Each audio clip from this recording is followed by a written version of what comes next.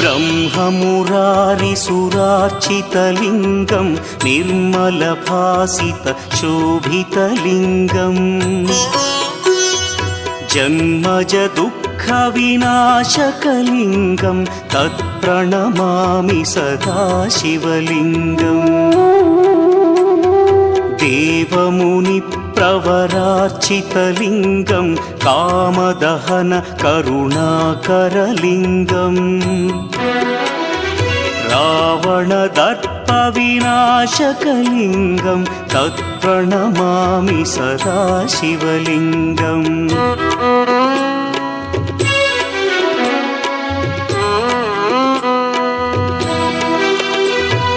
सर्वसुगन्धसुलेपितलिङ्गं बुद्धिविवर्धनकारणलिङ्गं